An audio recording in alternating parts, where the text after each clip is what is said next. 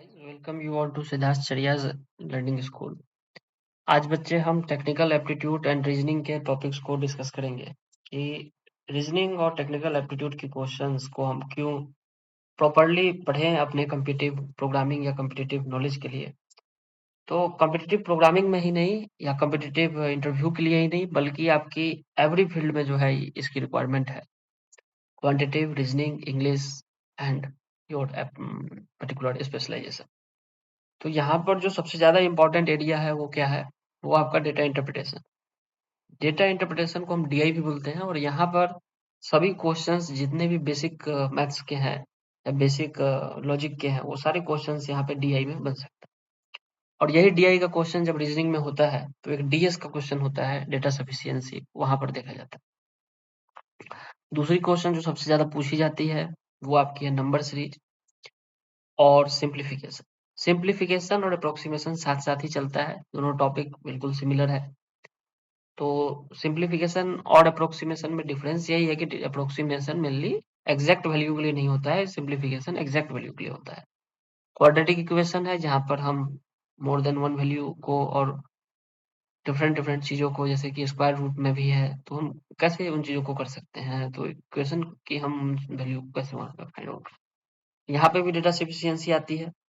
तो data sufficiency में आपके स्टेटमेंट कंक्लूजन टाइप से ही बना दिया जाएगा और आपको बताया जाएगा कौन सा सॉल्यूशन फिट हो रहा है पर्टिकुलर मैथमेटिकल प्रॉब्लम के लिए। उसके बाद आपकी जो है बेस क्वेश्चंस आ जाएगी। बेस क्वेश्चंस में आप क्या पढ़ोगे?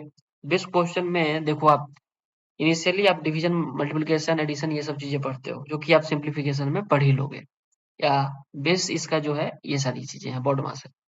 लेकिन इसका यूज जो है, जब आप बड़े लेवल पे जाओगे, थोड़ा सा सिंप्लीफिकेशन से ऊपर जाओगे, तो आपकी डिवीजन की एक इम्पोर्टेंस होती है। जैसे कि मैं अगर 1/2 बोलूँ तो इसके काफ़ी सारे मतलब देखने को मिल जाएँगे कि ये हाफ है या 50, या सही बोल सकते हैं 50% है, या 1/2 मैंने खा लिया तो इसका मतलब क्या होगा? 1/2 मैंने ईट कर लिया, मतलब मैं अपने अकॉर्डिंग तो प्रॉफिटेबल हूँ ना, मैं 1/2 ईट कर लिया, तो 1/2 का मुझे प्रॉफिट हुआ, 1/2 का मुझे लॉस हुआ, कुछ ऐसा मैं मान के चल सकता हूँ। तो यहाँ पे 3 क्वेश्चन इंपॉर्टेंट एरिया बन जाती है। तो इस एरिया को मैं बेस का ए एरिया अगर बोल दूँ तो गलत नहीं होगा, कि इस एरिया से जो है ये कुछ क्वेश्चन आने का चांस एग्जाम में बन जाएगा। तो अगर मैं इसको ए एरिया बोलूं तो गलत नहीं होगा। और ए एरिया का मतलब क्या हो गया कि यहाँ पर यही क्वेश्चंस जो है कॉमन क्वेश्चंस ही आएंगे, इसके अलावा कोई क्वेश्चंस नहीं हो सकता है।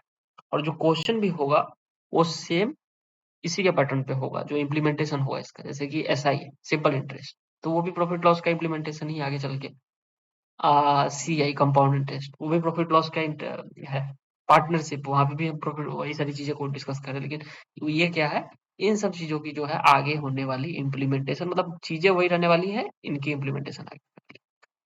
अगेन, स्पीड एंड डिस्टेंस या टाइम एंड डिस्टेंस का बात करें, ट्रेन का बात करें, टाइम एंड वर्क का बात करें, तो ये सारी चीजें क्या है, कॉमन रहने वाली है। यहाँ पे चीजें जो है अलग कुछ भी नहीं है, ये सारी चीजें कॉमन ही रहने वाली है, यहाँ तक बिल्कुल ये टॉपिक कॉमन ही होगा। यहाँ पे एक टॉपिक थोड़ा सा मिस आउट हो गया, वो टॉपिक आपका है, लेकिन ये भी कॉमन ही है, mixture allegation.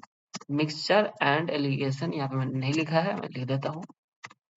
Mixture allegation, pipe and cistern, boat and stream, ये सारे क्वेश्चंस जो है एक एरिया का ही क्वेश्चन है। यहाँ पे कोई डिफरेंट वाली बात नहीं है कि मैं मिक्सचर एलिगेशन पढ़ रहा हूँ, मतलब ये कॉमन कॉमन कॉन्सेप्ट है। तो यहाँ पे सारे कॉन्सेप्ट कॉमन होने वाले हैं। बोट एंड स्ट्रीम में भी कुछ किया तो मीन्स कि यहाँ पे थोड़ी थोड़ी कॉन्सेप्ट चेंज होगी, बट हमें पैनिक नहीं होना कि हम बिल्कुल ही अलग कोई टॉपिक कर रहे हैं। हमें होना चाहिए माइंड सेट कि हम इस एरिया से पढ़ रहे हैं। तो boat and stream, mixture allegation, pipe system, ये इस एरिया का है, हमें पता होगा।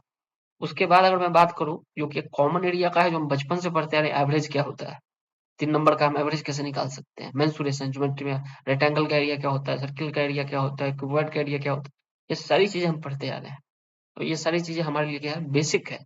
और इन बेसिक पे ही सजाया हुआ क्वेश्चन जो है डेटा इंटरप्रिटेशन में पूछा जाएगा। और डेटा इंटरप्रिटेशन इन सभी क्वांट्स का जो है एक रिपोर्टेड फॉर्मेट है, कि आप उन चीजों को ग्राफ के फॉर्मेट में, टेबल के फॉर्मेट में कैसे कर सकते हो, कैसे आप इजी मैनर में कर सकते हो। तो इसमें ये सारी एरियाज आ जाएगी, तो इसको मैं सी एरिया का नेम दे देता हूँ। तो ये सारी कॉन्सेप्ट्स, ये सारी टॉपिक आपकी इंपॉर्टेंट है। A part, B part and C part, in 3 part को आपने कर लिया, मतलब आपके क्वांट्स जो है ओके हो गए। 3 पार्ट आपके ए बी सी पार्ट। यहाँ तक जो ये पार्ट है, ये कॉमन पार्ट सिमिलर है, मीन्स कि यहाँ क्वेश्चंस जो है सेम है, बी पार्ट सी पार्ट यहाँ तक जो है बी पार्ट में क्वेश्चन सेम है, एरिया सेम, ये पार्टिकुलर एरिया जो मैं बात कर रहा हूँ बी वाला यहाँ तक सेम है। ये एरिया अगेन डिफरेंट है, ये वाला मेंसुरेशन मीन्स कि ये जहाँ पे हम अर्थमेटिक चीजों के बारे में ज्यादा बात करते हैं, जैसे कि आप पढ़ते भी हो अर्थमेटिक मीन्स की ये अ, बीजगणित, ऐसे ही आपका है ज्योमेट्री मतलब ज्योमिति, मेंसुरेशन। तो इस तरह से इनकी कैटेगरी जो है इंडियन क्वांट्स में दे दी गई है कि ये पर्टिकुलर इस टॉपिक से बिलोंग करेगी। ये हम जब पढ़ते हैं मिक्सचर एलिगेशन और बाकी सब इसका कोई टॉपिक नहीं होता, ये जब हम इसे पढ़ते हैं कि ये हाँ अर्थमेटिक में आएगा, ये तो इससे हमारी चीजें अंडरस्टैंडिंग वेल पैटर्न में हो जाएगी। अब इसके बाद बात कर लेते हैं रीजनिंग के बारे में। रीजनिंग में कौन कौन सी एरिया जो है इंपॉर्टेंट होगा डियर स्टूडेंट। तो रीजनिंग में कुछ एरिया जो है काफी इंपॉर्टेंट होने वाला है, उन एरिया को एक बारी डिस्कस कर लेते हैं। मैं इनको स्किप कर देता हूँ यहाँ से, अब इसका स्नैपशॉट ले लेना, इंपॉर्टेंट है ये सारी एरिया। तो रीजनिंग का अगर बात करें तो रीजनिंग में कुछ टॉपिक है जो ज्यादा इंपॉर्टेंट है और कुछ टॉपिक जो है अगेन मैं उसी तरह से लिखवाऊंगा सभी टॉपिक को, तो कुछ सर्टेन कम इम्पोर्टेंस को डिपिक्ट करता है एग्जाम में। तो यहाँ सबसे ज्यादा इंपॉर्टेंस रखने वाला जो टॉपिक है वो आपका क्या है, वो आपका होगा पजल एंड सिलोजियम्स एंड ऑल। तो यहाँ पे पजल, पजल के बाद जो इम्पोर्टेंट टॉपिक है वो आपका है कोडिंग डिकोडिंग। तो यहाँ कोडिंग डिकोडिंग मीन्स कि आपको एक वर्ड दे दीजिए दी जाएगी और उस पे आपको जो है उसकी डिकोडिंग करनी होगी गिवन फॉर्मेट में, वो फॉर्मेट आपको बता दिया जाएगा। और उसके बाद जो दूसरा अप्रोच है यहाँ पे होने वाला है कोडिंग डिकोडिंग के बाद, वो आपका होने वाला है ब्लड रिलेशन। तो ब्लड रिलेशन काफी इंपॉर्टेंट है। ब्लड रिलेशन जो है क्वेश्चन को चेंज करके भी पूछी जाती है कि पर्टिकुलरली उस पे 2 स्टेप पे भी हो सकता है, उसे पजल भी आ जाए, ब्लड रिलेशन पे आजकल पजल भी आ रहे हैं सेकंड ईयर एग्जाम में। तो ऐसा नहीं है कि आपको एक ही ईयर पे एग्जाम में आपको पूछा जाएगा, तो हो सकता है कि सेकंड ईयर में भी उसको और हार्ड कर देंगे। सीटिंग अरेंजमेंट हो सकता है आपका, सीटिंग अरेंजमेंट भी बहुत बहुत इंपॉर्टेंट कई बार पूछा गया है आपके एग्जाम्स में, और मोस्ट प्रोबेबली सीटिंग अरेंजमेंट से 2 क्वेश्चन आपके टेक्निकल इंटरव्यू में होता ही है। और सीटिंग अरेंजमेंट के बाद अगर हम बात करें तो इनइक्वालिटीज है, और यही चीजें अरिथमेटिक में क्वाड्रेटिक इनइक्वालिटीज के नेम से फेमस है। तो यहाँ पे भी इनइक्वालिटीज पूछी जाती है, बट वहां पर थोड़ी सी एडवांस हो जाती है। अगेन यहाँ पे इनइक्वालिटीज के बाद बात करूँ तो साइलोजियम्स, सिलॉग्स भी बोलते हैं साइलोजियम्स। और एक टॉपिक है जो और इम्पोर्टेंट है आपका direction sense test. Direction sense test एक टॉपिक और यहाँ पे जो थोड़ा सा अपना एक इम्पोर्टेंस प्ले करता है डायरेक्शन सेंस टेस्ट के बाद, data sufficiency. Data sufficiency, sufficiency और डेटा सफिशियंसी के बाद अगर मैं बात कर लूँ यहाँ पे एक और टॉपिक, तो ये 4-5 टॉपिक जो है सबसे ज्यादा इम्पोर्टेंट है। तो उन्हीं टॉपिक के बारे में मैं ज्यादा वर्कआउट करवाऊंगा। तो यहाँ पे मशीन इनपुट क्वेश्चन, जैसे कि मशीन लर्निंग आजकल आप देख रहे हो कि कंप्यूटर इंडस्ट्री में काफी ज्यादा फेमस हो रही है, तो मशीन इनपुट आउटपुट क्वेश्चन यहाँ पे काफी ज्यादा पूछी जाती है। यहाँ पे काफी सारे क्वेश्चन जो है मशीन इनपुट आउटपुट पे आते हैं। तो ये एरिया जो है आपका इम्पोर्टेंट एरिया हो गया। इसके बाद अगर कुछ इम्पोर्टेंट क्वेश्चन है 1-2 करके, तो वो मैं आपको डेफिनेटली बता ही दूंगा। तो इसके बाद जो कुछ टॉपिक्स है जो इस एरिया के अलावा है, तो मैं आपको बता देता हूँ। वो आपकी आ जाएगी रैंकिंग की क्वेश्चन, ऑर्डर एंड रैंकिंग बोलते हैं बेसिकली इसको, ऑर्डर एंड रैंकिंग। तो ये अल्फाबेटिकली भी हो जाती है और दोनों तरीके से होती है रैंकिंग की, कौन सा लेटर किस फॉर्मेट में है। तो इसके लिए एक ट्रिक बता देता हूँ, अल्फाबेट के बिहाफ में अगर रैंकिंग करना हो अल्फाबेट के, तो इसमें एक ट्रिक आप फॉलो कर सकते हो। ई जो टी जो ये सारी चीजें मैं आपको आने वाले लेक्चर्स में बता दूंगा, ट्रिक वगैरह कौन सी ट्रिक आप फॉलो करोगे। यहाँ ऑर्डर रैंकिंग में आपकी आ जाएगी। ऑर्डर रैंकिंग के बाद आपकी जो टॉपिक है यहाँ होने वाली है इंपॉर्टेंट, ऑड मैन आउट। कौन सा ऑड है कौन सा इवन है, तो ऑड मैन आउट का आपका जो है टॉपिक यहाँ पे इंपॉर्टेंट होता है काफी ज्यादा। ऑड मैन आउट के बाद जो यहाँ पे इंपॉर्टेंट टॉपिक आपको देखने को मिल जाएगी, वो important topic after odd man out आपकी है एनालॉजी बेस्ड प्रॉब्लम। एनालॉजी कर करके आपको रीजनिंग के प्रॉब्लम को सॉल्व करना होगा, तो analogy based problem. Analogy based problem के बाद अगर मैं बात करूँ, यहाँ पे कुछ चीजें इंपॉर्टेंट है। Alphanumeric test. तो अल्फा न्यूमेरिक ऐसा नहीं है कि सफिशियंसी में भी आएगी, तो वो मिला जुला के क्वेश्चन आएगी। तो अल्फा न्यूमेरिक टेस्ट जस्ट ये भी रैंक ही करवाने के लिए होती है। मतलब कोई एक पहले कोई आपको अल्फा न्यूमेरिक टेक्स्ट दे दिया या उसी के बिहाफ में आपको दूसरा टेक्स्ट फाइंड आउट करना है या ऐसा कुछ ऐसा आपको यहाँ पे करना है अल्फा न्यूमेरिक।